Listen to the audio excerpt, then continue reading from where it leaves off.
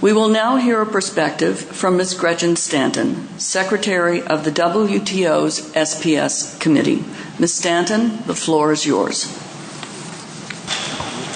Thank you, Madam Chair. I don't think I need to remind anyone of the importance that the Codex has for assisting WTO member governments in meeting their legal obligations on trade. And this is particularly important for developing countries in order to ensure that the products that they are importing and exporting are safe, where they often do not have the resources to do their own safety assessments. They need to be able to rely on Codex standards. It's not surprising then that the SPS Committee regularly discusses and makes reference to Codex and other international standards, and indeed it has a mandate to monitor the use of such standards. In the past, this has normally been looking at where there seemed to be a lack of standards and drawing attention to this. Since October of 2009, however, a number of the WTO members have repeatedly raised a concern of a much more fundamental nature. They are concerned about Codex's failure to adopt an international standard developed in accordance with Codex's own procedures, or that alternatively, a standard might be adopted that is not consistent with the SPS agreement. Now, the SPS agreement creates legally binding obligations on member governments, not on the Codex.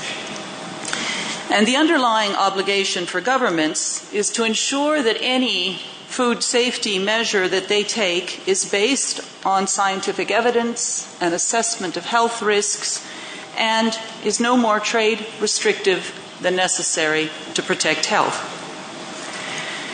The SPS agreement gives governments essentially two options for meeting these obligations. One is to make use of an international standard, of a Codex standard, as its national requirement. The other is to rely on another set of scientific evidence, a different risk assessment or different risk management decisions. By referring that way to the Codex standards, the WTO agreement presumes that the Codex standards is based on scientific justification, on a health risk assessment, and that it is no more restrictive of trade than necessary for health protection. It's important to recall that the SPS agreement recognizes that governments may want to rely on different scientific assessments, or that the level of health protection achieved by the Codex standards may not be sufficient to meet a national requirement. And therefore, the agreement allows governments to choose to base their measures on alternative risk assessments, on other scientific evidence, as long as this measure still complies with the basic obligations of the SPS agreement.